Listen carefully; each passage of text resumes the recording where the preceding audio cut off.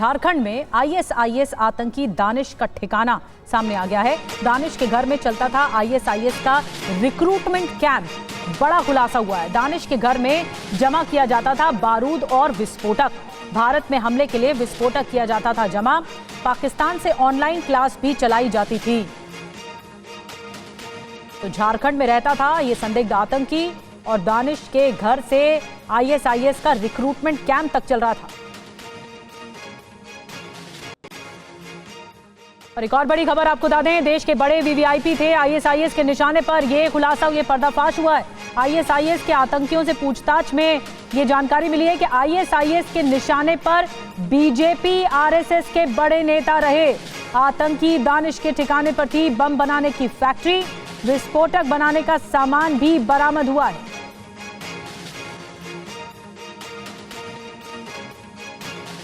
दो बड़ी खबरें बता रहे हैं। दानिश के घर में आईएसआईएस का रिक्रूटमेंट कैंप चल रहा था, ये जानकारी मिली है।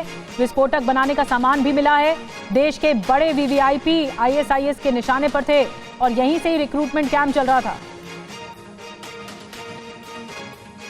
एक और बड़ी खबर, दानिश हर तरह के बम बनाने में माहिर था, ये जानकारी मिली है।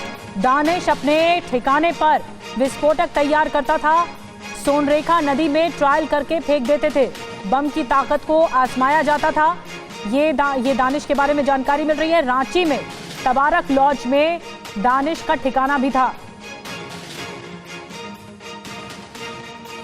और ज्यादा जानकारी, तीन बड़ी खबरें बता रहे हैं, एक के बाद एक कई खुलासे हुए हैं दानिश को लेकर और जिस तरह के रिक्रूटमेंट कैंप को चलाने की बात कही जा रही है। और क्या डिटेल में जानकारी मिल रही है, जितेंद्र शर्मा हमें ज्यादा जानकारी के साथ ज्वाइन कर रहे हैं। जितेंद्र, क्या जानकारी मिल रही है, क्योंकि ये पाकिस्तान में ऑनलाइन क्लास भी लेता था, बाकी भी संदिग्ध आतंकी तैयार किए जा रहे थे, बम के टेस्ट भी कराए जाते थे।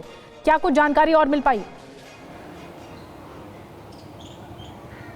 जी बिल्कुल, देखिए हाल ही में दिल्ली पुलिस की स्पेशल सेल ने आईएसआईएस के इस बड़े मॉड्यूल का भंडाफोड़ किया और ये जो मॉड्यूल है वो दरअसल झारखंड से ऑपरेट किया जा रहा था। झारखंड से ही दानिश नाम का एक शख्स गिरफ्तार हुआ, जिससे पूछताछ के दौरान ये सब अहम खुलासे सामने आए हैं।